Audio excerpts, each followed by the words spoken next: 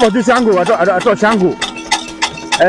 平时来片嘛，把狗片，嘛片不不打西边了，就那条，你记咕嘟咕嘟咕嘟咕嘟，啊，不打西边了，就那条，啊，那时候鸡，一把火鸡过来了，你记咕嘟咕嘟咕嘟咕嘟咕嘟咕嘟咕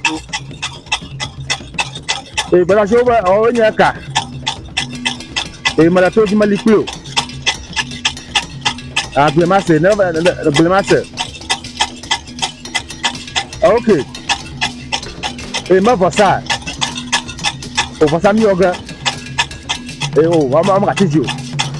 Você kaka. Você na uko. Vossa de go. Bagavon malino. Asa kwa kala malino go. Adu sango. Você kwa. Bagavon lá. Nyama fomu ina likor nyama fomu because ina telang koto ina likor mengurangu tahu uharu dirangnya kudu adu sango kuma masih sigore akata modo mi bosa madaba agboti ye mava agboti ye mava ogun atọrẹnti ọmọ gabon majiji ko mo ko tore oso kaka ki alaba yo mamila o hana mi ma godo la to sango ban koma baga yoka ato sango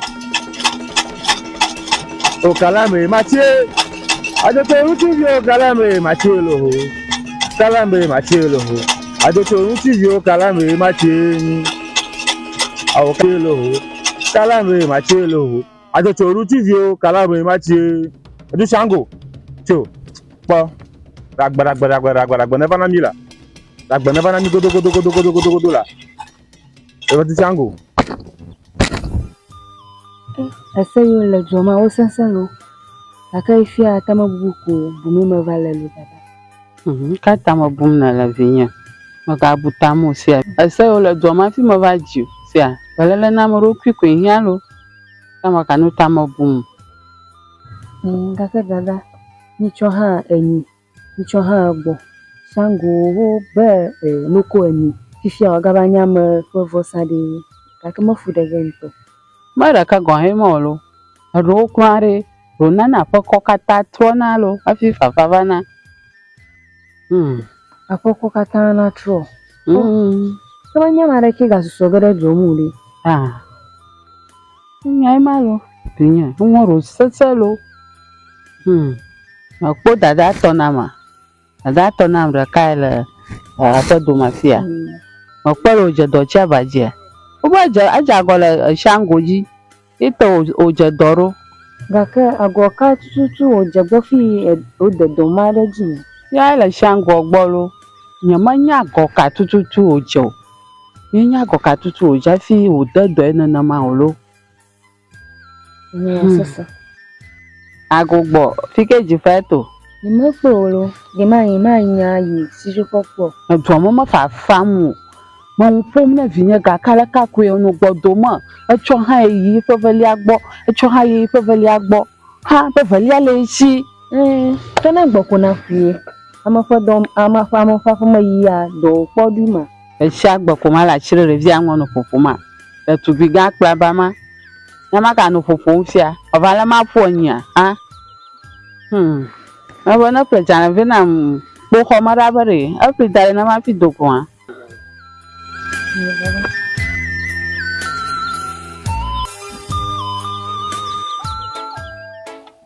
nya sele do ma pie nya bobo ku baru taju joko nyedu o nana ma ko mi le do ma lo asele do ma so taw haru ko na ma noga o kaka samada sesanu no jago le shango jiko oko amagboto akoko sevoni nya ke ma ko no tetemra jinya lo nya kokuro nya ma kara marugbo kaka amagboto manyo cho ya mi kura kata pa polo aroya Afoko kata icho nara gojejere kata lo. Afike miro tai. Amu kata mu trotro kala zuya mafie. Kake va yia. Amara jago va yia. Banye gbonko le ba koko yie. Kaka magboto la amana jago ko ba la magboto ko ba ina shango. Manyore ikono nkuwom namlo. Anombla ni ha womna. O agojejere share kleponi shango jina. Ta na onye bo obi egbon. Kana kpoba agojeje amaja ifo ni ma shango woni. Na agojeje bubu ike lulo yo no ma bia. Ashango enu shanu ike na wo ifa agojeje ko nu ko gana la yi. Ina na kamelio wo chusem. Efio le zuome de mo ina na ko wo chunchi. Mari masaba daga tona mbodo ya oja. Shango de dorejia. Nema masai mai odo ya oja shango de doreji. Anyama nya soso nyolo. Apa dojeja na be kamafia matakpo gani olo. Daga kama ko wala koko sobo la fuma. Mara kama ponya ara kolo. Apa gojeja mara kama nya na amakogo la severo bokogo la sevo. Ashago fanya nyama. Alo blei ma dogo la. Ago katuche. I feel with that dollar bazina na. Ichopa ovale ajina be asanu gomo kokolo. Mara kama nyo. Alo pa shango gbo. Dada, do ba gbonye be mi ayire te fara afimi to afi ajeru. Kemi gbona. Ayo, ni agbo kala.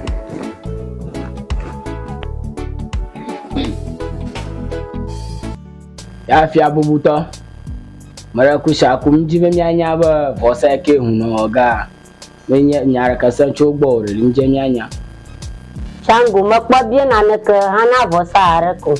Efi abubuto. Pakala ba miaso nyara kabalu. Namnyanya lewa ga miala.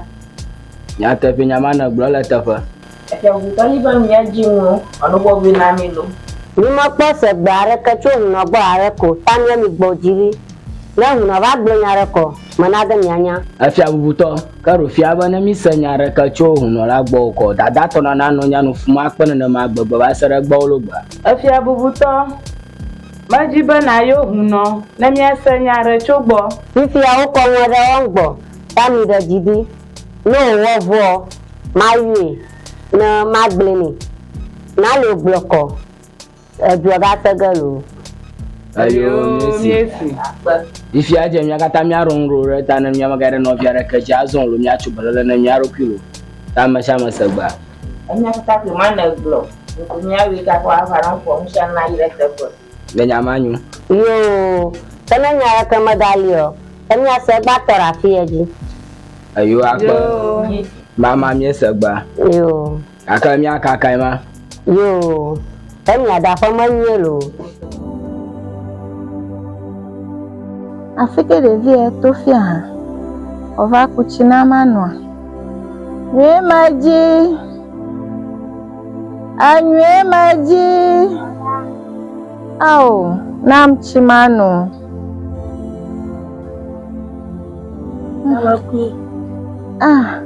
Dawa kwe kile nyama.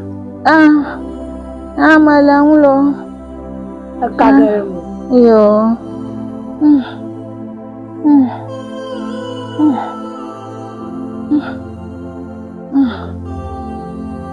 Akpesia.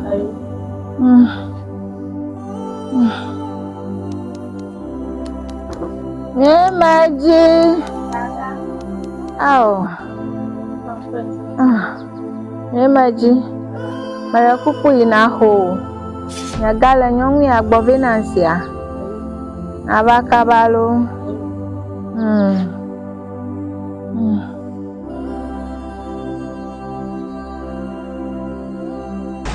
Oh, madogo. Nani Odu chango. Magaru bo. Agoko. Magaru bo oke. Abe nye to kofi. Kofi patapa. Kofi jogba kofi. Oyi le tongo to le heun. Oyi le heun to le tuong. Yo mi la. Babari. Baga yo mi vie. No yo mi da for you. Ka bunga ra gbe pon yo mi ro. Ato Shango. Baga ba gbo ke. Ba ma sana na ni vie. Ma ko na juo. Ta ma la toji. Ana ma se godo. Ole ra gbe. Ako na juo. E fa ko ji po no vie. Kana na nya ye die. Kuna kule master. Ako na juo. Godo. Mala toji. Malanjo. Malino. Okay. Merci. Mara neba agbotu ye ma fa. Kula papa ke yi ama fa. Boto na atuo. Oko bo sa na oke. Oko da ufa hanu no nti. Mene jibe agwar me gona la. Ah okay. Lemwe le. Ika kandrelia. Nga kadrama. Arme gona na ma. Okay, merci. Tami o te ko mi o gale. Waso mi o ga da kanji. Da kanu sa asaji. Nema. Odu Shango. Tukpa na ba. Nema fora ngu. Manyaba wani. Ada o ga ke ha. Tama ka fon posare. Ala mo ti gba no tie. Aba buza na don are. Magavon, ma pa se joga re fu. E no di Shango anya o pa na we ma. Na fere. Na fa mi ra gbaji. Akuma lamu. Anya malamu. Adon malamu. Aha malamu. Ka bu ra gbaji ko mi la godo. Di Shango. Ayo ke. Yo.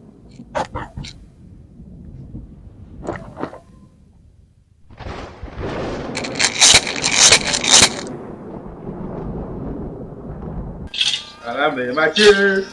Adoto orutubio kalame machelo. Adoto orutubio kalame machelo.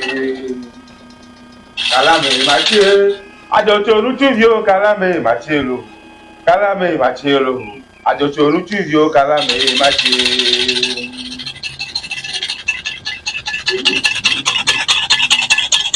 O kalame machelo. Adoto orutubio kalame machelo. Oh no. Ale na da gara di fere ragbele mo fi. Rakwa malamu. Maka padoda macho. Shango magwo gomeno. Dada shike mama ga sassaga fi ragbele no mala. Mama. Anya ba. Yo bosara na badu Shango. Akama yijio. Kama jiba yo ko sane abosango wenya agbotui amava akpahe amava na kwarenchi daga kanja magba yako bosane badu Shango Ani chora ka ko mbachichu no ba biamcho dada shianchi apa na nyama to kwa mama wo ba na bada shiavi yo sina amatichi oba Gakanja magba doji bosala obe na mi bosala badu Shango yo huno masi mama chichi ojiga na lo nya kuma na naga nanya yo mama kama si kama ka idi maba yo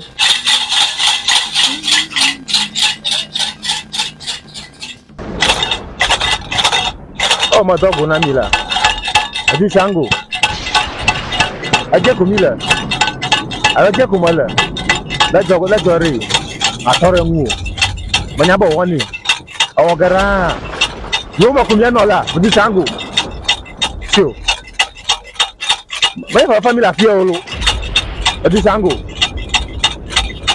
anya we ma asanya gere o ma gavon wala ne ba amadoro ba wajo wana mi masi ho dongo yo ma gavon la la jore yo kuma toro mai sigo la jongo kuma toro adu aja bala jongo kuma toro badu Shango la jongo kuma toro la mama doma o basa ko ho ta makara na nyama mamaga na alo gbori o to ka ba gbo aram sang manu da ka kan ta ko ijire me do atuwa fu ye no gbe afora ruko na ma to bi me kure ale to ko godo yo fia ko mi no as manya ngomi nya na ma to be mi me ka no ri no blogo ba anyi gbulu on to jangoma nyo afọnyi diko mi le na ma be me ka no na no ri on to chokpo akokpo ko la chokpo akokpo la jeru ma godo aka amadu mo bonare magavon mo hoga be gbo ka amadu onye be wa gbegbo na mi re magavon mi fasa ko re o to ajen ko amadu mo godo e sango wan come e bi sango baju iwa ko ma yi karawe le wa ko ma yi dama karawe ama Oh, nakata mitu. Oh, no. Kana gari chava bonyere ragbele ma. Aro gbeda sere cho shango gbona ma. Mama, parajo. Nana gbajo kana ju eji. Iba afoji kumale. Nana shango gbocho gava ajore duojia. Mama ikuma gonle. Oh. Kale kemi oge fi awuno. Ita iba afoji kumale. Ita ba gbo oru ale bi oge ye pelari. Yo, masi. Anya ba ama nyama yo ba ajo ma. Yo ba ajo ma. Mama mare kuno. Magana mo olo gbo ma kwa. Mare kuno. Nya tepa. Yenya makao, yen kao go bona va joma na mi. Anya ba asaba ro la shango shie. Nova ogun atroga go la joma na mi. Cho! Iko jolo po. O jolo ka mapore. Shango iko mi atapom ju akatakata mi. Yo bona troga. Mo tenu ogo. Mama. Nami makonyo. Shango. Oju shango. Ifa jiku popo aga ju ejina ni aka. No. Kan ka oga mi alafia. Ata kama. E usesa. Nyanya pego nyaba na mo ba. Aju ema. Maka howre ju emu. Adomo. Ki ojo oyi. Vodu shango enya blamamu le nyashia. O bona ngblegana ni. Yo no masi. Magai mava. Yo masi. Ta chichoba. Afi ngolo fie nyama jujuga la domolo. Ngonto ko ba chikona. Victor be ajoyi. Najua fika. Niko ko juya mo nogalo, wala ba juya mo ko da wala fiju. Niko nya ha Daniel a fiji nya ha. Da be jojo. Nino juya mo mi ma mi apon to fo lo mo jojo go. Jojo ma gbona la de la tamo. Emi anu tuomo. Nicho ha gbo kokulo ala manya heka tutu gbomo le fenya ngonto ko ba chikona nyonto fego. Shango banya we blama nwie manye fifie olu. Blama nwie shango bonwo na manyu na dalaji a e ma gbon Daniel no ba na dalaji a awu ba viogo. E mo ba dada si chopo ha da doreji. Para que manye doko dalaji utana be akari player. Ya ni malamu, ni malamu. Anya e ma gbomale na mo po mo zo ma na nya ba mojo. Ya ma gbonu marangma, ajibe ya jagolo shango ji. Shango, banya gbote olu na ejo na fuju kloru. Vojue. O shango lekene sagomi. Na langu ko, o fonaru moto fi ma ko nke atinjore jo. Jifa o chabe ko mira. Ka je karo mi gale. Ko jaga ni ko. Ba ba noni. Shango nya ji ko mi gale. Bebi ajibe ya shi ju omala. Oh. Ajibe ya si. Shango nyento ajibe ya wo malu. O shi ju ama ya fika. To fiko tan sha yi. Aba Shango banya fure mo echo ha ba am echo ha ba gbon. ya shi ma gbogbo le wana no ju omo du mo ko mi dada ona fi ji mi no ju omo icha ha mi lafiya na agbonono ni pe na la gbeni e sa pe roji onko Shango ma mo bia ga o jifa agbare da o mo nu fo na to Shango ntia afi na bebe ajo lo du ama Nyanya glom na nka ke nyanya ka tutu nya glom le na mo.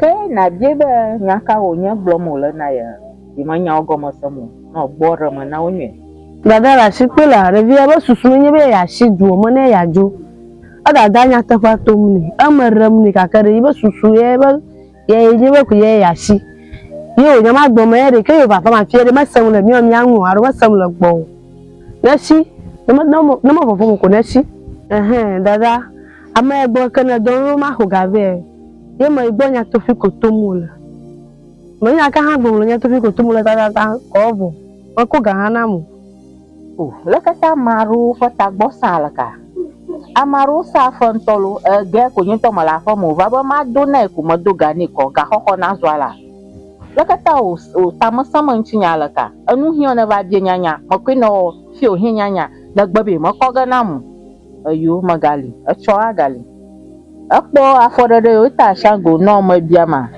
afodede de o yolo na jagola mo jiko no ko na Shango ko na mo na gbona na mo afodede de o yo Penny o fa de tonjo no gbo plan la mo jindo. ala ba le ke mara ni no ga na ba ko ngula masi o da be mo ko ga na mo na ma serve na yo Shango ha e do da shi o ga atungo bia mo ni jojo fle fle danye je yo Shango fi atungo bia mara gabanye ji nya ma mo gbo nya mo dokele zomo ne mi anoji ichofa ga yire gbo nya gara mo hiba mako nani yire gbo na be bie ga na fe na mo kwe na o nya Shango gboru ga ya maga kamu mi do ga chuma ya maga kanyanyo tai na hu ga vina ifa ba pon ko ina mi ava yo dada mi ava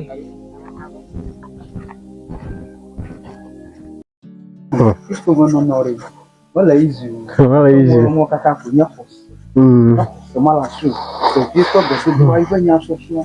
E fuma na zo na ago ana rakwa janya ta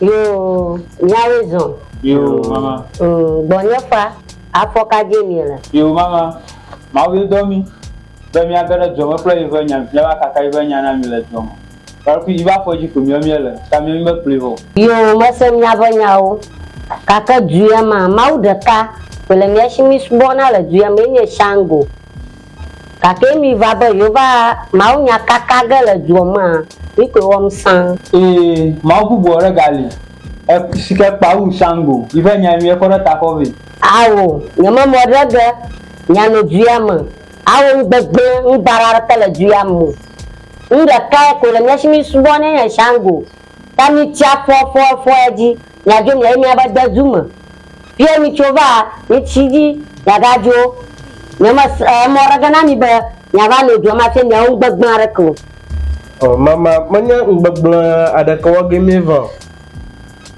mama ale jona ko chicheja yekwe de jesiba dol hahama yewe ba mi agara don kula ma ofanya ta duema mi eva manya ngbagban ka wage meva ichiraje nyanka emi kokoga ve duya ma ba gble Shango nani Shango ma yo nela ma wi mi ko ba jomea e pa u Shango ma yo mi le ta mi mi ba mi atro do na mi akom mi atro ma wi mi kokko yimi nyanye mo lo ga gba nye mo lo ga cho ko ma ba mi tia fo eji fi mi cho fi eva nyaga tro nyaga yilo o ma manya badara ke wagenye ba jomo imi ba jomo manya ngaka bubara ka hoga miala nyata foto mila ni nyata foto fi atutu nyata fo mi totom le Shango nkoma mama nyata fo go miala ni yejiba na ko mawi domiro raru mawi ke nena ba mi aba pro jono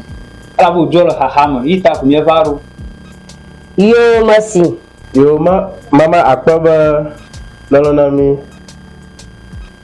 tamila drama domahi acho ha miatanjo ale mi gbe ko nyara jihi Yo mama Messi. Yo. Kakana sabu ba madu via mo bara ko no madu via bara ban ko yam no ko mama kana da jesu ba nyawi. No ku ji jagan maka. Kakana ma nyang bagbe le mo kwa. Nyamacho asara nyangu. Na nwie ko nwie. Yo mama Messi. Yo. Okay, kamiga mo bia. Yo, nyacho fo nwie. Yo.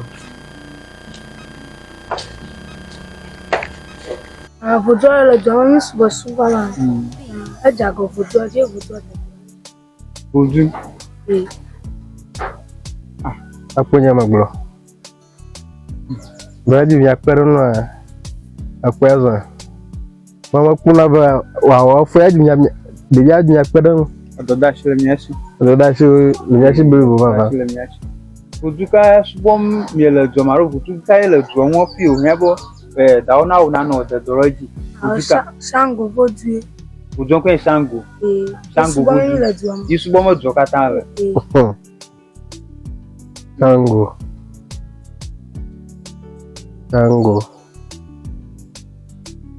Oba je gbofo ma wo nya. Dori e ba de jonu ntoro. Voudou ko jokata ko wo to. Oh. Ta daula fa fifile. Okay. Ataka afa mene na fia.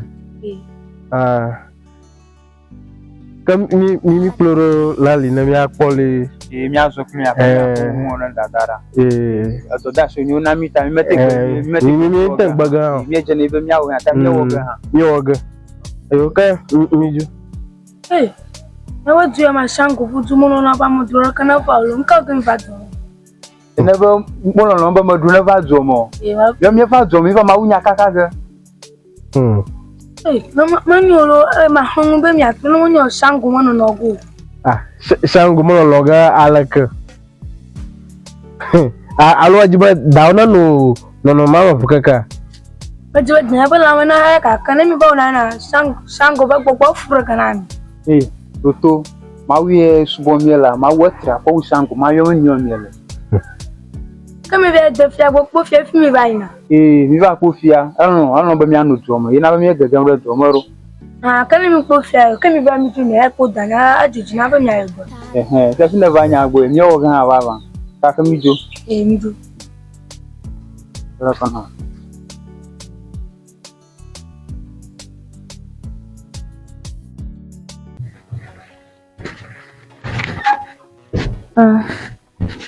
Alofia.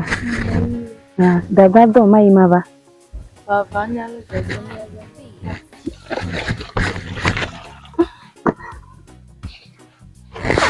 Nyake. Otu ne vele si chufa gbona masebe wo ba modoro wo va zomo. Cho, fiko cho. Yenka wo va zomo, edo ya masese malaka. Anya masebe wo ba maunya gblo fova. Maunya. Wo moya le zoma. Ka huno masia. Menya ba huno si, menya ba sanyare ko. Desi yawo. Nyake to jo mi ka fofore jatia. Dada nya ko jakan lo polo. Dawa ka to e mo to yi to gbana ma. Dada ma ko aworo. Aka mi fofore nya ti bokron. Mo ko to na mo kaka. Ni nyaom. Dada nya le bebe, nya ba miawe. Oh, dada. Mako jipinona na ina na vasanya si. Kasi na mano yung masanya.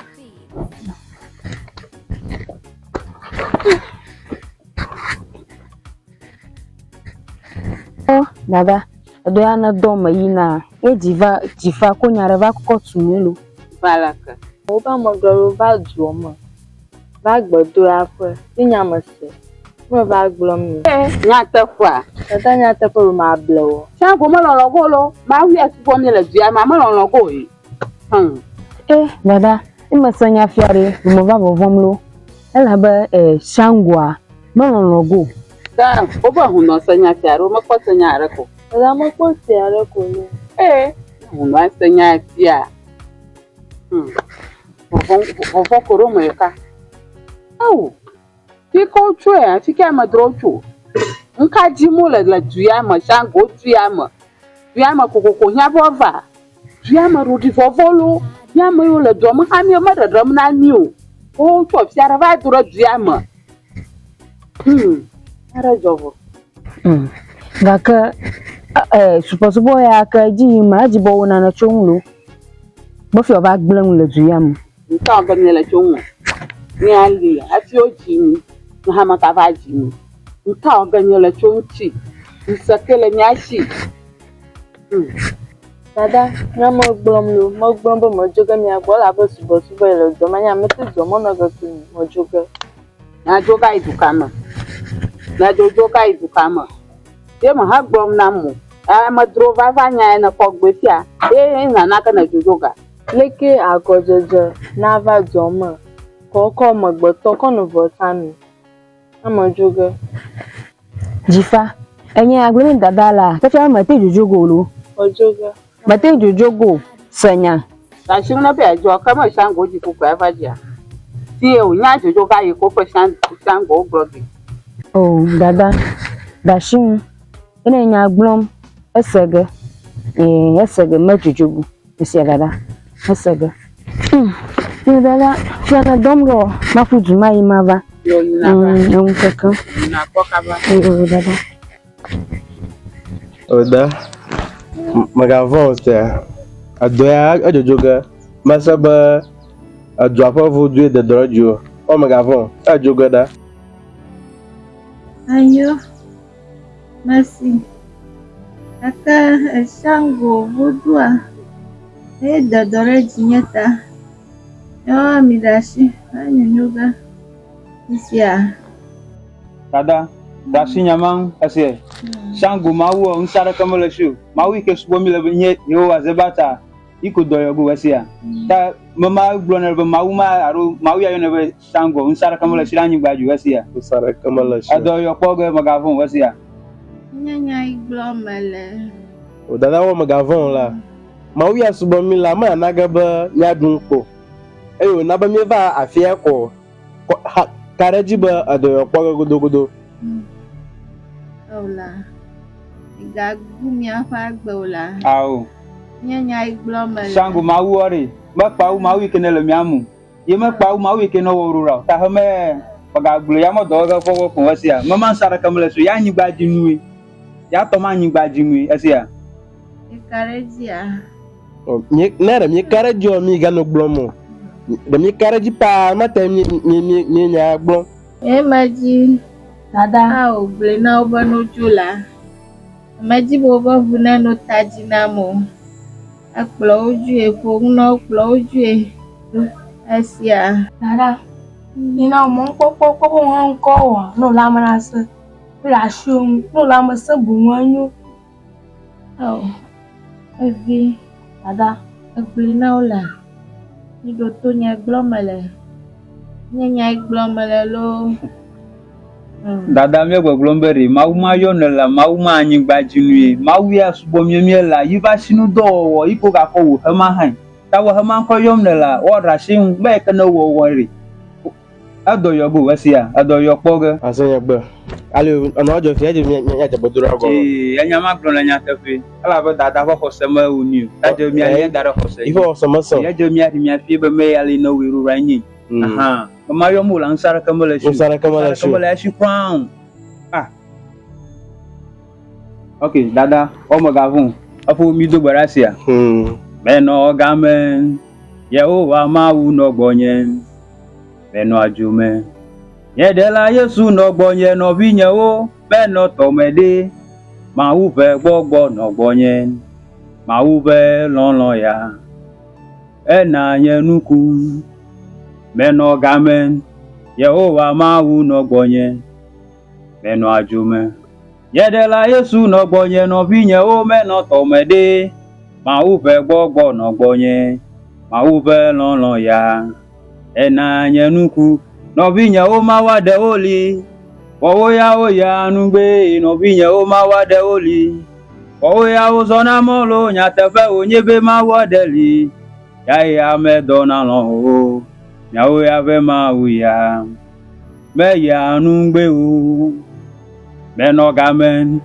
Yehowa mawu no gbonye. Meno ajume. Yedela Yesu no gbonye no binye o meno tomede.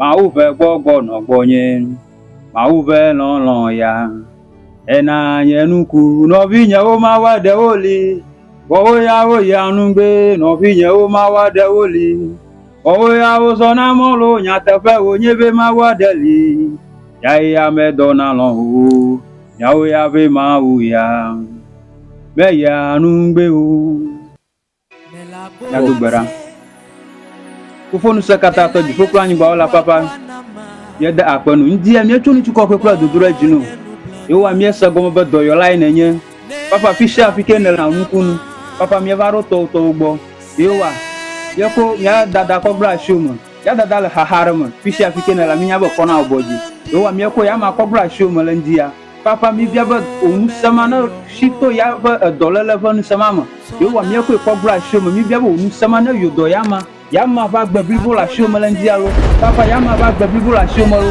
usara ka ma tijara o nusamu na regbe ko regbe yo wa usara ka ma damu eye mi afa je wo ba usara liaro na na liko yo wa mi aje papa mi bia o nusama yo wa o nu ku la gbe mana mi adada lendia yo wa o nu ku la gbe mana mi adada ndia mu de share ke mara daraji to lele ko ke o duro ya maja yo wa ntia mi bia ba gara mana ya mala ntia pla yo wa gara mana ya mala ntia pla yo wa gara mana ya mala ntia pla yo wa o nu ku na jago lendia lo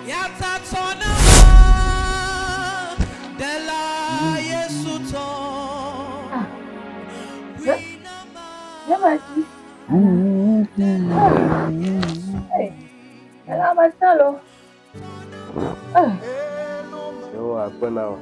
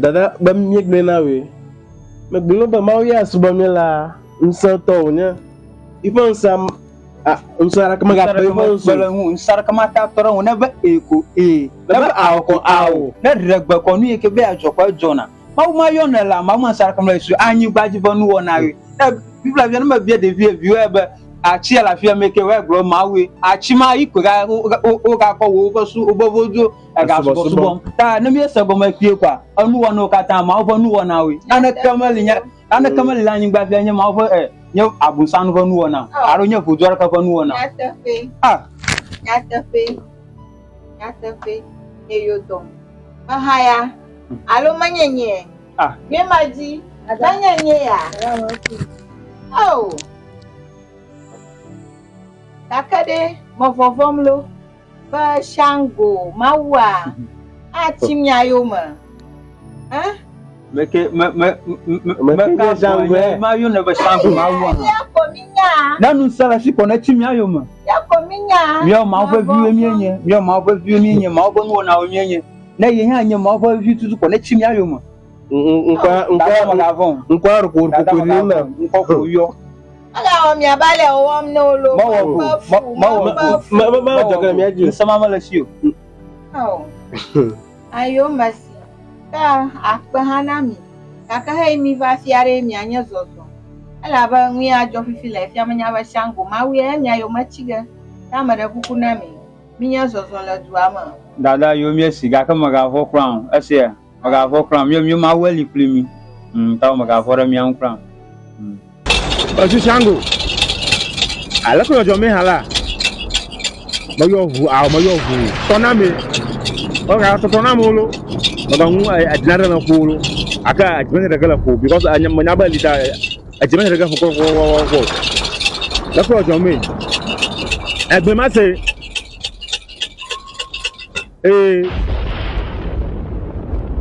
kalau dia ba amanya ba joma o ba ada joma se die. Okay. Kalau kami o die. Alors ma ko be bo. Mais je bi aglo. Ayo magabon. Si tu l'as donc ma va pas si tu l'as donc. Bana vie. Si tu l'as donc la moji bona. Abaga si tu l'as. Bana na mo ko taka no boko na mo yoko. Agora gana ma. Abala ko sama yoko na rago na mina. Ayo masi. Mai gafu. Acho que mais de poção uma bíblia. Acho sango. Babá bíblia. Aí de poção uma bíblia. Godo. Tá TV vai ao. Manhã me a blonamba. Nunca que viara com roga eu vai mundo da clara calga jomo. Mama nana matutu me blema. Mama kada me ga unana. Nunca tá me vai jomo blama niro. Ye komi wa joma me ko nyi wa joma na me ko joma pra me basa ye kuku wa ko na mi e anya ni ejo tenya bere yo maga owe onora ramre ma jiji ba ji bo jo la duama no nya fifi anya arsi la duama nya kro ko je ko na nya na tayi fodu pa pe mi to gbe mi subo na mo ga ba che tere mi anu avuni ofo ta ma gbe no so gbaji owe onora rama o ma oja gba ofo bo mu odogojo amagba na lo Rukma Diallo, the Mion Barbara la drama. Mion Babbe. Amade Kawin Babbe la Juam, Shangu Mawa de Doregia, Yami va de Doni. Ika Shangu Maumanaba Miva, the Donna, Maeko. Oh, Efia, no mammy away, man. Mammy, woman, Barbara, Yamia, or Ramoko, Doman, we are Piragba. Oh, you're a ridiculous, and you're going to Nyon ka tafi mi va dia ma ko mi ba rakwa na shango na ma agoke o jami aje afi o to gogbo to kwa no o ran shango mi na me godoga dia ma afi munaka ba gbe fa ma pa Agbeshi ogbojiri ododoga fi zanado ntara mi la fi mi tro mi ajo yi mau ka to gbi ntonto le mi si mi subo afi mi baba yo de shango rani gbanani Bo shango ya subo mi la nusadaka mama malasio nusadaka mama malasio so mi pona ura nso ka malasio me ke gbe me nso malasio opo nusa pa wu mi ato hey e mata choga nya jiji mako amma ka fu ma bi mi nya eva e tia titrafia goji nya magbon mau ka tu subo mi la gbafi ya da pa u shango na mi agbebi mu ga fofo mo lo agbebi mu ga fofo nkra mu ga fofo mu ijijo ma he ya fa ma wu a sango ma na mi otu premier mi fo be go du ma asi ajo da mi jaga mi ala mi o mo mi a cho mi ajo emi ga to ra fi la ma vinyo na ba jina fa joga yo la fi e ko jojo mo je o le o joga ni o jina fa o joga Agbeshi gbogbo be ka ti vi mo vera duama o do le duama bo fi nkan cho ayo masi mako damada shino ayo masi yo ka ko pere mo nya nto ha majibo ma gbolo nu bere alo ba nwunyo do mo mi opo do pe mi onure majibo no hiare ahun bia bia la ni gba ja na ma wa bia ko ya ko over side majibo bia fo ko over side ba ko mi afi na ko re pe bia ko na ko re yiji nya mala Agbeshi anyama na gbele tapope Aje ba mo la bora kan. Wa. Tanya ko na shango bojo. Shango na ako arem yang. Bobo. Da shiraji. Me ke ga da shiraji. Onyama da shiraji. Apa nyamanyo. Mama, anyama glomiela. Anya biskere ko nye. Yo wonara ka mi asio. Na mi ba yo ko mi aso wona me ye sango ha mi o mieli. Ala ba mi o ma wi ke na domiro ra mi nya me me bi onye. Ta mi o mieli na nsema le ha nkwa. Ti ba ko mi so boy pa. Devia mi buna mo Amo ke mi podo fi va church tera ni nkuma. Anya mogbo. Ni bula fi akaba. Are mi pe ba mo le do ma fi ego je onwa umi e. Ni ko nya gbo fi. Ka banto.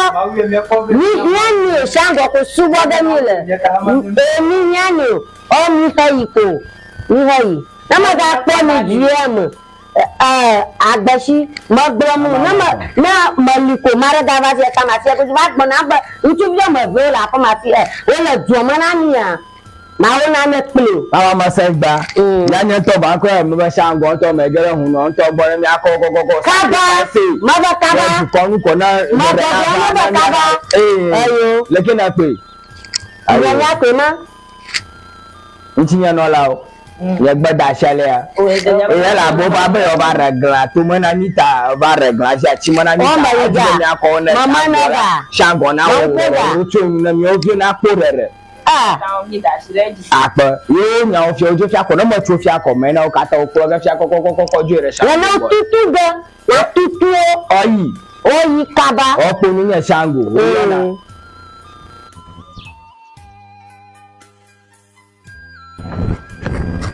Tike dada tó ń jí ẹ fi ẹ. O dada náà ra fi ẹ. Hello, àlàáfíà ń gba ro de polo. Dada ni àjọjọ ń fi are lekini ni ya oge fi ẹ. Aro lekini blogging. Anyero te kamalu.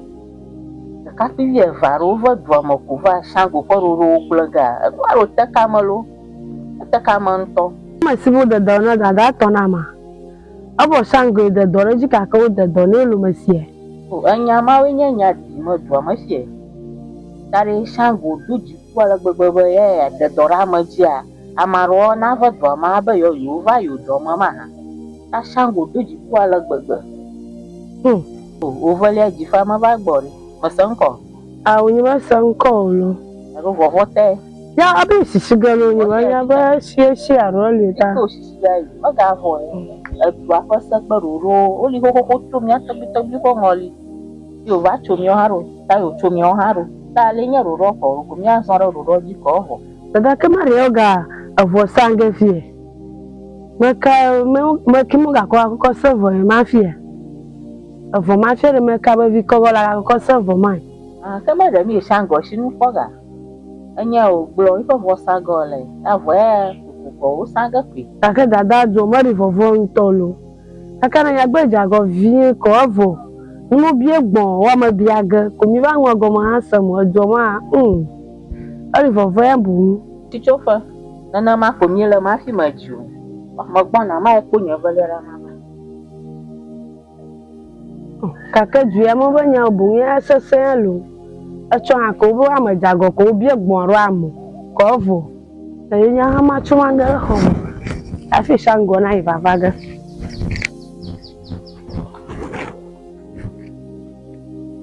Oh, dada. Nyando enwemlo. Enwu ha keke. Mo gba sha gbogbo ku. Ma nyo nwi na nya na kara bidofia. Ba bidofia na ran nwi aro. Dada, nana kamala homo mi dada go menchi to gbolo. Nana kamala homo mi nya le wona to. Ni ya ti tore mi aho. Kami ko do ma do. Ndora kamali. Awon ga peji fa. Dada. Ni a jojo mo do ma ji ba nya nya soso. Nya soso. Mo fo ko nya do mlo. Yo dada misi. Manya haika oba church to over the donor dada etona metai shango jagora aro dada. Na ma tutu elo. Ita mo fofom. Leke shango na de dora majia. Mo bubu na va de doni. Ista shango ajagbo. Nya okata gbo mo le bo mo juju kele gbe mo wewe ya ba jojo mo. Dada nya mo juju. Wonu nya gbom ko ma jojo ka ko nya oto. Ma san go kaka ba. Dada kunyo jimda. Ojomo nogo kwa de jidi fafado. Nyo jima ina mabo ma jojo gado. Danya, kanyo jojo fiade nga ogi mi agala. Manya am gboto fo vo sa ku ya. Ama shangu gbo ko nya malai. Ana kama nya gboto ko ka sa vole lo haro la ko ko lo ita binyo. Daga tona mi ya kpenwalaka. Meke ba amadru no wa jebofia. Enyi ya kpenwalaka. Dada, odomyawu. Nda sinya manya ji ngbelare mi adachu mi ko mi biganya lagba. Si kaka magbo na mi ba mi anya zoton le gbo mo. Amadru mo ba do ma mi ga tere ohun he. Mi ga ko nya do mo ni na wo ha. Emi po mi shi. Mi shi tu nya fa pa mo he. Ni nya sama. Yo dada misi. Ayo, yeba nana kama la hom. Awo havo. Ayo, magbo na ma ototo mi ara kan ma ko bare. Lati ha. Yo dada nambo kama.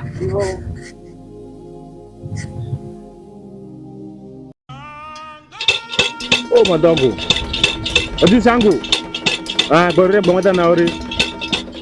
Oru gbavu we sanyao. E magbo. Ati lo nyango agbon fi ba. Agbe dara nyango je fi o dani e. Nyango ma dia jimele fi oko bo sane. Kama bi anyango kata na glory. Ba besi. La ma dijimare. Mo ko mu ko kata na biare. Oru gbo go dugu. Enoro gbo ko. Ele ba nye jima duola. Ne ba jima jijo kata afa monami. La chango bon comme.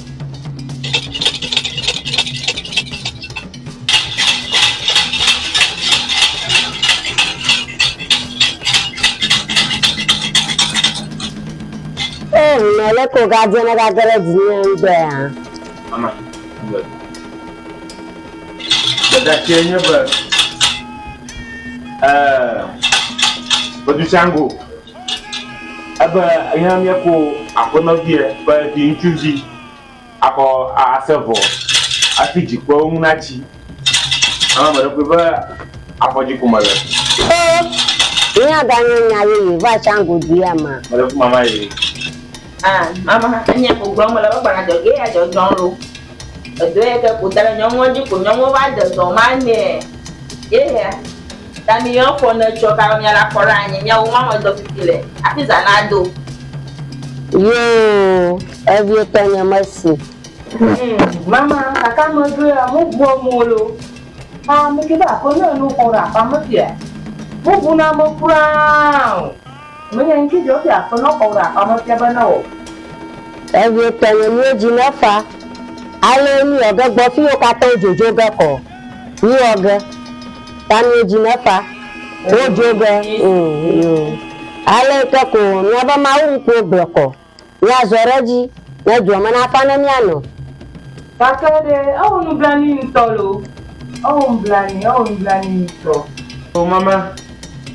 Ba bana chokata. Ale ka bodu shango bloko. Bizo zogereji. Yo. Yo no. Masonyo. Ka ma aba ma un ko gbo. Na lu yoko. Magana de na nyalo. Mama. Ayo ma de ne. Bla foro no va ayo. Mama merci. Sama jima. Ma proga va. Yo. Odina ko. Mi pe a. Enye gbon mo le na mi gba mi pe a. E vire ki pe ala shinya oko akosovo e. Aw, ameki manya gbloga na afia. Dada ojina jama. Nana kama mo jogere fonyaji o. Amaga gbaba nyara kama jogere ya vinyaji o. Ikwe nhye imajedo iko domale nhye anwe ye wom nam. Ye ngudam na madudu. Dada. Enye gbamale na mi kponu ye jojo fifi life ya. Dada magafon la dada. Yo mo viora kwa sevora dada. Yero kube le dollar baja me ki va yo do ya. Ame ki na yo dollar bia ko. Aka fa ha gana vio. Para kama vio kwa sevo dada. Awu maga gro nyama na mo. Mala drama plemi o. Awula dada. Kada mio mia we nya gbro mi le. O ha we nya gbro mi le. Ta mio ha gbro mi ko mi le. Afa ga fora bio hu. Mara kama bio ko go. Enye gagare shango pon mala. Bakanya shango da ma ta go nya shango. Pota ruko pirina. Ba fogo mau nyarega shango ba mau mama na ka fio gamu. Ina ko mau eji sama da wa. Masanu bonke na nya. Nke wona nya fia. Masanu. Dada. Acha hi ha makoko no manya nya iglomale. Dada ojina jamala. Ojina jama. Mau ya ka we no. Aga wogana ya. Tawo ojina jama. Nana kama jojo garajo. Afia makpekaka o shango na ba ko vinyere kape abai ko ina da vosangere mi aba wona ota. Adana sekomari, you blue no flock ose. Aba magavon. Ya mana da kanyamu. Aula, mana yi ko so ko glunya. Tawo hara ko na ko fasa klu na ko bari. Ike ma wo to. Enye adovala. Adawo gon kunele. Tamaro ba ngaka to ba yu gbara poga. O magavon. Ba nya na nya ba mau ya so mi la gba ye gbedogada. Ngaka momo. Na ya para bari. Shangu mawa nkwa kokudimna mawi ekene de ko ha dada maga ma avio adaga tawo maga vo ojina jama ya mu chige do bere vio ta sia ojina jama ya ma bo mu ko ma tombe o maga vo la ka ma tombe dada o ojina jama ka ma tombe na kama jogo jama nyana nyama homira fa molo ni ami va wo ma vivi unya crown mama jojina crown Miawe amohora fama yeva na baba do vinya ba kufia dada na kama jogere vioji ola dada na nyama se gomari ma we ka she junu yewe bana fomi dara fam na nyama le nyanya nye goma se mai ma wo ye ka she junu ala bana fomi dara fam kako tunu wana mata wo ko se goma ma wa de ala goma duanya ma wo anya du ato mi o mi va du ama mi va du ama mi ha ba je gbonya If I'm mi va wo maroko mi ajoa mi ha ba yo ba do yo ga de mi va yo ma mi va ko vinyere kape bo koko serve da do li de mele dono baji yo li e chiku na monoma na nyo dada o magavon mama na banko ka to gbo gba poga na ngaka to gbede shangu mawa matona na kanyo atmana nya ga bale Mawa dali ipau shangu mawa dali ko glomile nkaka ton vinyea nyamanya alakio ata mawi asubamila yo do mama khame akpadare khame taw agbogboma vio pagbe maw garanaga vio na chagbe na akpebade mawa dali sifu mawa katata miwe magajenye doko ne vinyala no gbonya ano chikuna manu nunu nkunu gbante mana pota veli ayi ma temne lebe apota mawu ha owo ganu na we po owo ganu na we ojifa aucha agara jinye manya gbanye punya gala susoro pe onye jojo mama sama gbe dada to na fe bi Yemedi yo kwa sevenisia. Nyo senyara kore aro de shango dada ji. Afia modu vi over do over you don dada yite. Wo yo kore je ko so voiro. Oh, kakere ya ga se sakpa e. Pe nyo tai tanyo mojuju galo jame ero nyo ta. Oh, kakere romahi wa tmo je mo be yeju na lu kaka. Onya nke dojo galo jire moju yite mo bo mu no. Ita ke mo gbom nu nyamo gbom nu na mo pom lo do mo kuna ya ba mojo nkata fi o mo gbo to ko ga ko nu vo samiro na mo pom lo do mo kuna ya ba mojo ipa ebe aga pom la dada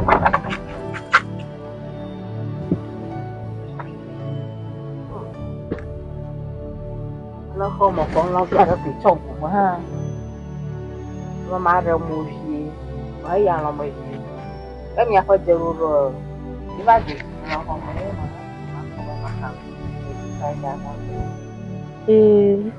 mà Anyaru ko ve fie e ma cha mi galalo. Ko jojo nya.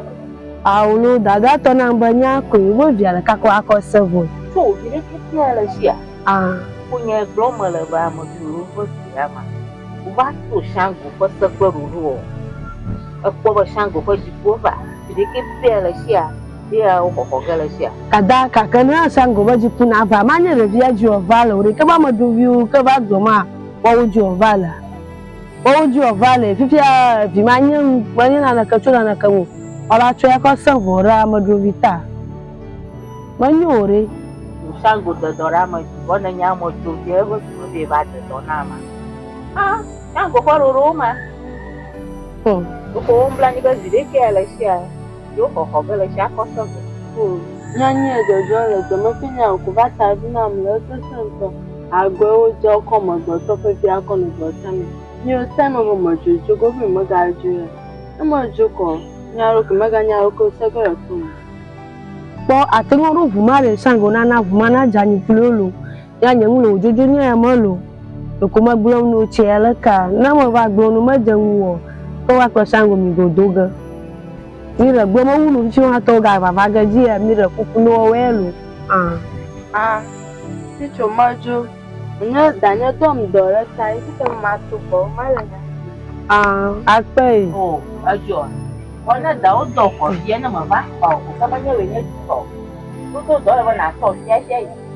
Sa ya fa ma do na da. Danya. Kazi fiere shango banyere mo tingo bele kupune kwa wajulu boko savora shire byangu. Sena la twasire malu na shango blonya patora kama gano. Sana na mako no gole. Kazi file fie shango ye control duaro leke. Agbono ba se ali ko ko fi dani. Eti fofo ni. Nya ha ma ba tu saru. Aheji o ha. Ta shango ko se ko enya o bloko aku. Oh kaka. Ko ema. Kaka wo mblani. Awo mblani to.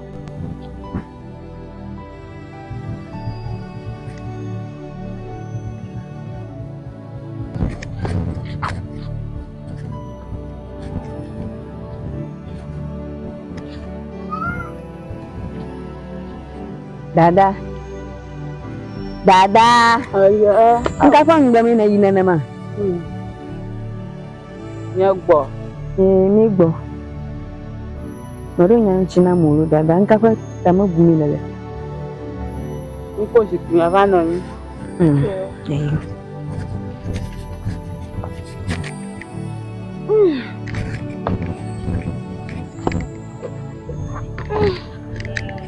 Okay. Apa dada? Dada, ado nye jojo mle joma ife ngle mi na iya. Anya ro takamalo, ahadu bobo. Sasa wumblani ya kogo na no mo si bobo yo kwa sovo. Ni amasasa nto. Ono mi ba zo fa sawe mo. Zo fa sawe ko mo de. Ka ne mi awi jago ha. Okom ko be sevo nya mo lo ngo. Nta mo gbogbo lo nya mo juga. Mo juga ko mo juga ma ko mo to ge. Ale nwa ba jeje me. Shango papu bi onyenye. Àwọn ojojo mo do mo ko po joji yan ha ati yan ma ba ji. Ta àwọn ojojo nkoko. Ni ba zo Shango papu bi o. Da. Ke ni ajojo mfiade. Ifia doko amadro yoko va jo mafia. O fa subo ko mi ahwe damalu. Oh, Shango mo lo go lo. Shango mo lo ko fra. Shango mo na to gara ka kizi ba mo ba mo mo bia mo mo. O go to ba jo mo ko. O dan kuri ko na ko. Nya mo ju mi agbo Shango fe le. O ga ma ka dan mo na ji ko ya nya ka go mo. Ya nya go ko ya jojo ga nya. Ka dan mo ni. Na karan kuma ne ko nya ga. Ago. Ameke ago odum ha. Ba kwa nyiru. Ngejo. Mila fama. Nyelu. Bongo kai. Aka. Na kwa nyi taji komala iya do ma kure dia bi. Kai ka do na kpore vi ka be. Anya do nyo da na o ma ko vi obi. Na ko vi nya ba fi ka goji. Ina ra shangu gbo ai ya da. Ale ko no be ma nya gbo malino. Kamio na miliko mi amagbato nya amagbato liko mi aba yo ko serve e. Ye nya nwa nyo ge ye ya da. Ta chomjo. Ma dashi de fiang. Davi dashi gama suape. Ma te proga na ma. Avire kape amaji ani akpeba yo koko ire vo sanga. Vo nya nwa mi go dari aro. Dashi mi jo ta da mi jo. Dashi de fiang la.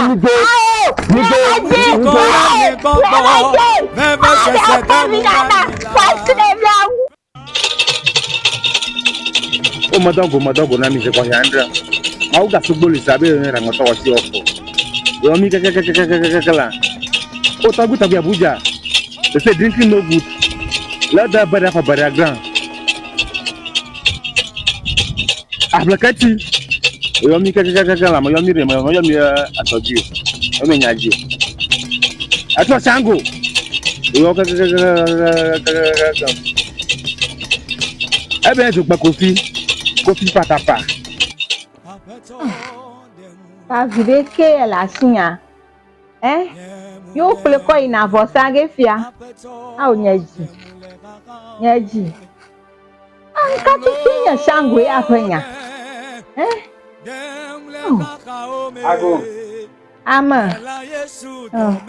Nyafo wana we alo. Dada leke. Nyafo wana we leke nyanta. Oba provinyaje. Oba koko vide kepe la sia. Oba provinya ko jomi abanu wanata. Nyafa banu nota. Neba mama mijo. Baba mijo na kanye sto oba provinya rekia. Opeje.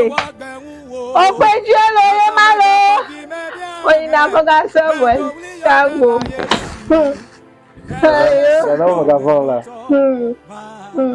Atra kofi.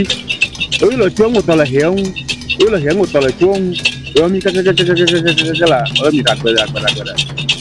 Rukumi kada ko yo mi ra mi nyesela ya ni ma amagan. Atra sango. Bari. Abose o biere. Agbunyagbe. Do de bon na ore. Dada wo ga fo ri.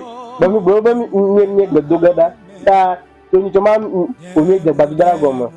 Mi la ti a mi rukumi gbon pe ya. Ta ina egbe ya ti a mi ga gbedogada kan. Ta wo ga fo. Na na te mo do gara vi ojo. Evide kacho. Ema. Adamo to wona na kan ni. O pleji. Adamo to wona na kan. Oji for smile no. Ye ga te gara godura gonu. Mi le ji hanga kan ye ga fa fiako. Ye ga igere jinu. Asi dada. Ma wori. Bonu kunu rega fian kuku. Wo to ayi na ba na komi dara pamoro. Tare na no jibe ya wonu. Asi dada. Wasa go manene ma. Ifle ti am ni gbedogara. Onusene kodi. Onusene kodi lo. Jipo na buwe. Onusene kodi. Odi aye. Onusene kodi. Onusene kodi lo. Jipo na buwe. Onusene kodi bebe na mama wa. Onusene kodi. Unukunu manager for any dia. Onusene kodi. Yo afisha pikola mi ano via koya. Yo india mi ato para mi abia bana. Ya pro baro. Yo restara ko wana mi ano via to mi bana. Yo wa mi aba. Ya kaba kamaro. Yo wa unukuma na soto. Onusene kodi. Yo wa mi semana de la kuma. Onu semana de soto kuma. Unukunu manager to talk kuma. Yo wa ko trendia. Yo wa ko trendia. Yo wa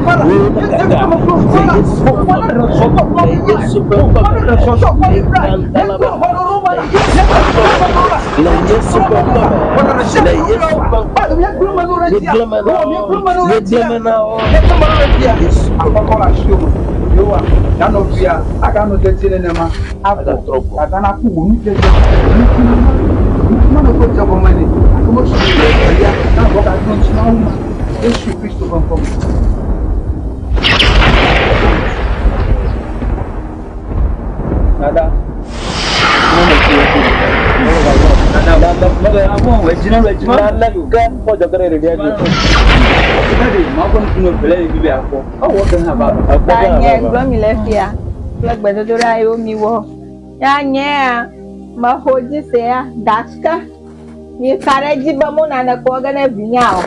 Na na kemo jogana biyo. Ni kare jia. Somali da magavon. Abodo. Yo.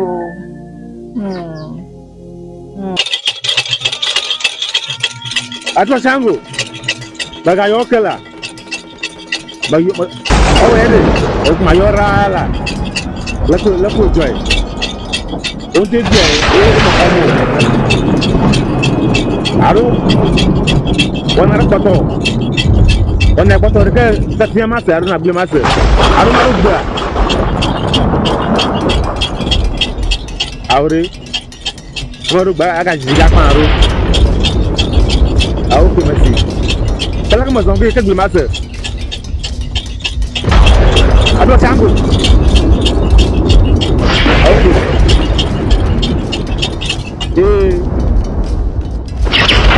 kana ba amado ba joma ikena amanya ba joma o ko kudinalo abu manya da jedinalo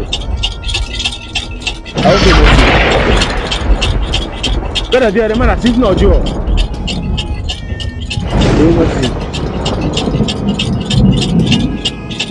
okay.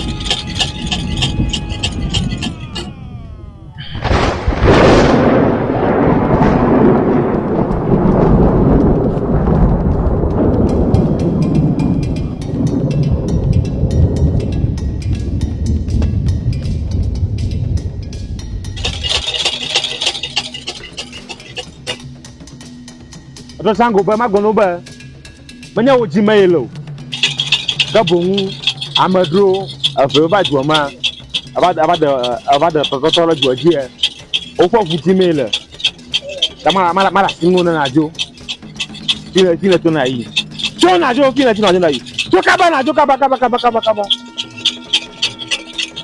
go agbo mala singo jo kifiere amadro fa ma ba joma re ya kan mi o te ta karonti da daruga yo gba futana dore anya masere ko ga benu ale mi o ke ale yo ofi akara modro fa mo fa afu ntire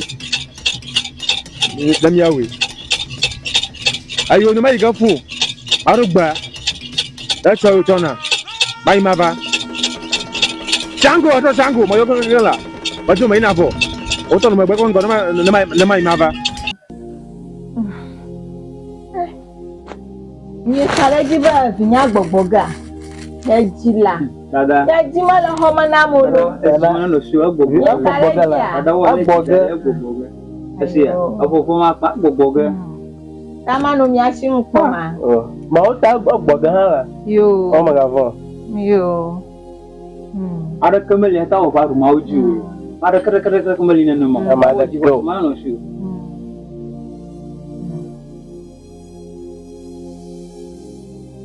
Dada, mo mo dada mo gbo. Dada mo gbo. Nyemaji. Dada. Ah, o fi ga gbona la, fi ga gbona. Mo na le ko wa. Ao. Ya fo ma wali. Ni gbona we. O mo na le ko mo kasinu, mo na le kana o. Ao, ya fo ma wali la. Ni gbona we. Ma wali. Fi ga gbona. Force. Ao. Ya tafe, ya fo ma wali baba. Avi. Ah, vinya gbona mla. Ah, Nyemaji. Ni gbona we. Agba. O ma wona na ka o. Dada, o konda ko sabe pe jira ka sango wato na kam. O ko livu ko ba ma hai. O. Mate wona na ka o. Ni ko ba hai jo. Yo nyao. Oh. Ada akwazo. Ma hwe sela. Ni gbona we. Ma hwe sela. Ma hwe se mi chwekam. Mi chonya nu vokam. Ao, mi chwekam la. Ya ko ma wa la gbo baba. Ya ko ma wa. Dada. Yes. Yo va jara ko. Aje ma ona na ba no afa maka. Na vala. Ta afia onia ma ho ma ona pipiara. Yohane tagba pipi yueva. Ke amagada ala sinu kwela. Enanu sonba wazu maovio amasio kwa afa nkoji sana. Amen. Amen. Dada, to nu ka klema nu ka fa goflom no pi kwa do me ko Yesu achi dam nu. Bo wa do no via toni aro aba no fa ma clean. Agbogbon pi ku bona me ko ya ma ko gbere gbo. Na ko se ko a. 24/7 na lagbo. La se go ma ko je me ka. Iba ko se ma yele mi ati. Ye ba do ketimita me ko na ko. Aba lo vena na ko na kota. Fisha fike na lo kwa. Iba ko na no tamno. Iba nyana ba da kam ga do mo jinu ko nbu bora ko. Asia. Dada wala ma wo mara sisi asia. Ma da kana na kam ga jingo na wo. Am ye ko pis do gbere ko asia. Yo. Ede mi na ro cheche afamolo. Odi ho cheche la famola. Ero foi. Ayo nya o to mauji o rewe ba mi ko mi ko. Ajo kata mi ko ga ma ko ma. Sala, mi ko ho. Adia to mi to to fish to go. Mi afama wa sanu bava.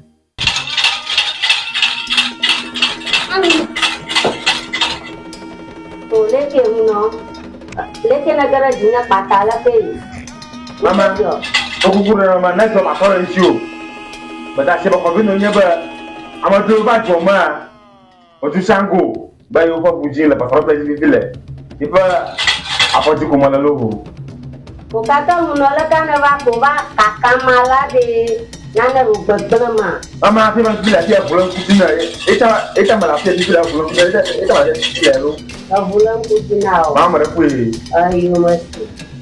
Ah, mama, wọ́n bí adé, mo kú sí ọ̀bọ̀ ọ̀bẹ̀. Sáńgé ìdájọ́. Mama, okule saga ba Shango ma ko bo sama. Ah, no. Nke jobi Shango ma ko bo sama. Mama, amadu le do ma. Eta Shango ma ko bo sama. Ah, no. Mama. Amadu bara ko na do lo. Maduro ba mo ba bara ko ga dia mo. Pon bo ya mo le dia mara. Oh, Bagulo to ngoy. Ye eta Shango nyana wo ko bu. La fa ma bla jiro. Mama, nya jojo ya mo sesan lo. Wa Maduro ba do mo ko. O ba n to gbe o mo jo ko be si ki o po ma. Ni jagba mi alo ko ni akọ iko. Sabo na tu wo kokoro bodo ji ko. Lo ma na fa na mi ano e. Aro ma ma le ke na gbo mi. Ya wo ko ba nya ro ma do mo go hare. Abi etanyo ni ga von. Mato morora. Raporora ba ma ba no gelo. Alo tawo e o. Na mo talo no jojo manani. Ta yo jinafa. Nyesi. Yo. Ah, mama.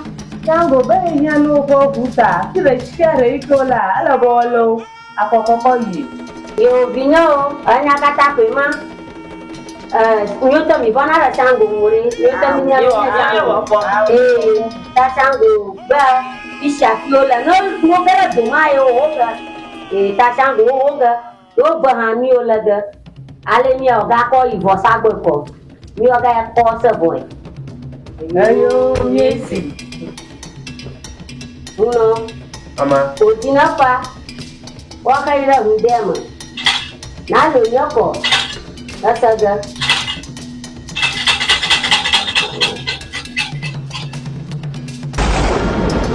Ah, Vivier. Je peux pas trop de voix. Avant ton année là. Amadou ba jo ba to so to na mi. Ma ju makarong. O se gbe be ma dogo. Be ma dio. Na dogo ma ju makarong ma o dogo. Ta. La kami oge. Ale mi o na ete. Aro ala bu buli mi zo kala ala bu bujie. Tango. Oyon la. La kami zo oge. Mi do. Ah, ok. Allez, nous le d'accord. Ma soeur dit à vous. Aïe, merci. Et le cas qui vient mal à courir dit là, on a au pont. À pont. Time, le mot du bon accord. Maniaba pont, comme Maniaba, il y a tellement de photos. Il y a des photos. À pont. Chaque balle à pont. Ma femme, nous. Allez, nous le d'accord. On t'en aura. Cara.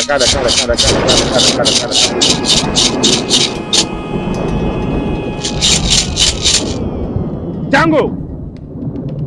Tio, nka. Mala yo mala. Ati efe o le pejile on komo koto. Le kan mi zombie. Bi so ran gbagbaro. Ayi ko mai. Akami jo. Hey, to. Apa to? Me kenya Shango. Ato Shango, ye ko la fie. Nene nane la show. Ita na ka gbe Shango fi go for ya la fie nane obido fi fly. Apa to mama no ni na egbe me bia se fly. Ka mi o to me na go foju la ga fly. Apa to ma Shango. O mo tati wa ho fike ko bu Shango. Ni se mama la Shango too. Ato Shango. O asise on la o be ka de clora. Lo Shango. Lala goko. Egba na bido fly ni abo. Lo Shango. O ma no ni en to bia se ni to la pa. Ni se mama la ama fa to bu bien ko lu kuma pa. Ato Shango.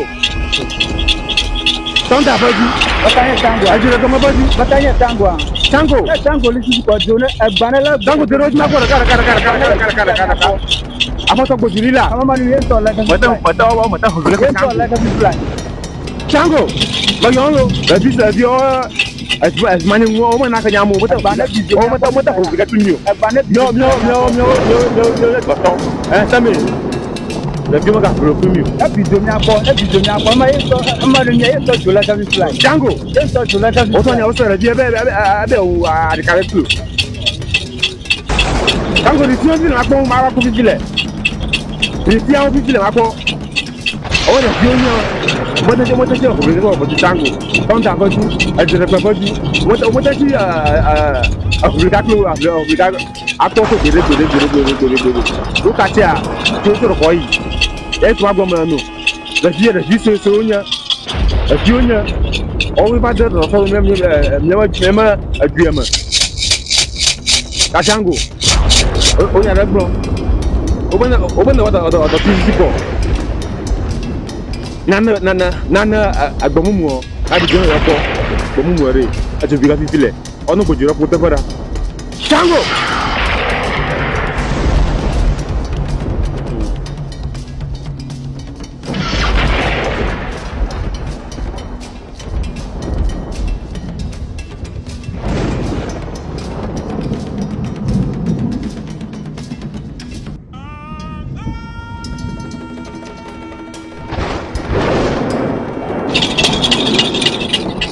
Shango, atau Shango. Aji tak berapa orang sebab baju, orang dah baju. Laku jual halal. Bukan nama kau. Malah yo malu. Jangan mataru. Laku jual me. Aure, bukan ni. Tak boleh. Macam mana? Aduh Shango. Aro rozomo, abazumo, abazumo. Shango, oh yes okay, atogoro. Yes okay. Aure hala. Ali kuna kala ko joy. Aro royakima. La ko joy hala ali kuna kala ko joy, la ko joy me. Ajmara na polo, yes okay. Ajmara na ko ko ya. Arung rangu. Yeso kwaro yo bongro ha. Amado be o na be jima o we. O la unkuma.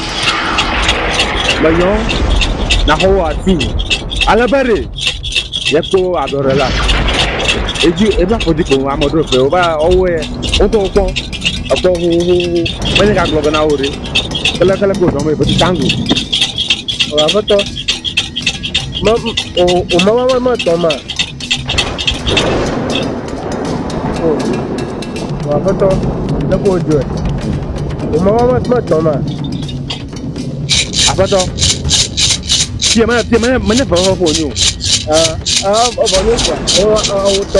Auto ju. Ya mawa. Ya mawa de. Mata cari kwa atwa Shango. Fonda baju. Auto bai. Atira baju. Auto bai. Kuma mala swe nani. Auto bai. Ya umiato. Onusene kodi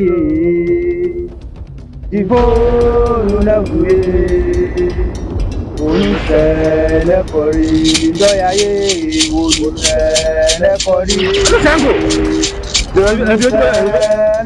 Agare kama bolo ato Shango Lako jome Onusene kodi mebena Onusene kodi Agari kama boy Ato Shango Ifo Nonda baju Atire kama baju Lako jome hala Rekoro juma korala Nonda baju la Aroji boy Ari kalama boy Aure Orang junior la Bere la What name you go Pola? Onusene kodi Shango. There's more formula la. Onusene kodi bebena. Onusene kodi. Onusene kodi. Ya Shango.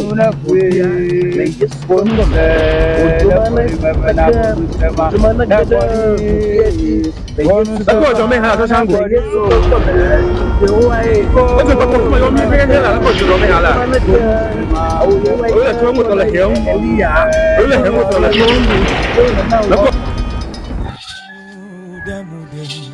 Apeto demu le kakao me. Demu apeto demu le kakao me. Dem lo dem le kakao me. De la Yesu domenoto. Ma dem le kakao me. Dem lo dem le kakao me. De la Yesu domenoto. Mi agara dioma mi khomi mi no dioma. Mi o mi aba mu tete mi mama o fili mi aro mi na mi Kristo. ta India se mi kukura sia to me ta fi akpa daga ni dai fa mu ga ko wona mi ta mi aji aviara ko no mi asem ntinya aviara ko no mi ayire ko na oji afi dada ya jene kafu kafu jene Yesu nemi chokume enani abema ho yata ape dada ya Yesu nemi chokume enani abema ho yata ape dada ya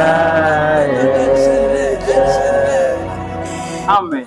Amen. Nyanse mawunya kibiara ko nya kakalafia.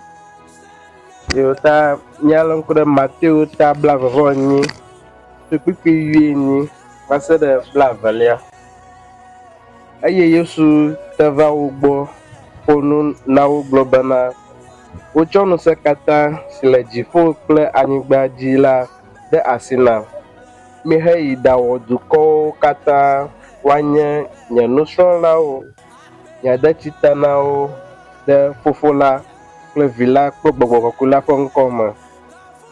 Nyafia wo bena woawɔ nu siwo katã meɖo na mí la eye kpɔɖa nye la meli kpli mi ŋkekeawo katã va se ɖe hame ƒe nuwuwu.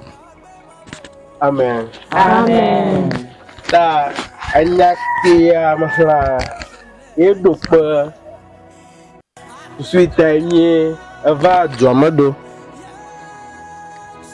Ne miakpɔe miezɔmɔ tso teƒe bubu eva ɖe Mawu ƒe nya gbɔgblɔ ne dukɔwo katã eya ta ye mieva Mawu hã ƒe ŋusẽ le mia dzi ta ena be nu siwo katã le dua mea wòde tago ne Mawu ƒe ŋusẽ gã eye na be fifia miva xɔ dua ne Kristo. Míegbe míaƒe afɔmewo ɖi eva dua me ɖo eye Mawu hã dɔ mí ta Mawu ƒe ŋusẽ hã le mía dzi. Amen. Amen. Eya ta míagado gbe ɖa be Mawu ƒe ŋusẽ naga sɔgbɔ na mi. Amen. Amen. Míagado gbe ɖa. Mawu ŋusẽ katã tɔ míeda akpe na míedo ɖe dzi ɖe wɔmenuveve ta le míaƒe agbe dzi esi nena be susu yi katã nedɔ mí ɖo eva mea mígabia be wɔmenuveve negasɔgbɔ ɖe edua dzi, wɔmenuveve negasɔgbɔ ɖe edua dzi eye eduwo katã ƒo xlã woakpɔ nusẽ gã yi ke nede fia eye woava gbɔwò. Míedo gbe ɖa be nusẽ ɖe sia ɖe yi ke atso ɖe dua ŋu alo nusẽ ɖe sia ɖe yi ke agatso ɖe dua ŋu be edua ma yi kpo ŋgɔgbe yiyɔ. Míede se ne nusẽ mawo katã. Míede se ne nusẽ mawo katã be woazi ɖoɖoe eye wò nusẽ ɖeka ko na ɖu dzi le dua me. Míede akpe na wo be wò heya kple bubuwo kɔ ko wò ŋkɔ ŋuti. Le Yesu ƒe ŋkɔ míedo gbe ɖa. Amen. Amen. Tatɔ yi dzi egbalo gbe fia ne míeli fia ame aɖeke manɔ anyi fia agaɖo ŋku gbɔgbɔ ɖe anɔ anyi be gbɔgbɔ ya ŋkɔe nye sangu alo leke mi mi yɔmi leke mi yɔmi sanguawo míaƒe dua me vava míeva ɖe ŋkɔ ma ɖa du le sɔ míetro mia katã mia Kristo. Amen. Amen.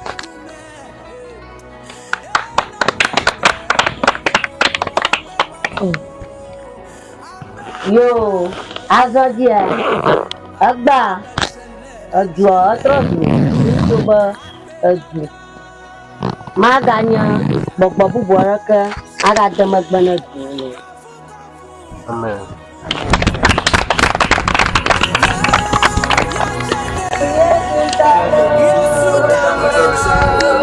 Amen.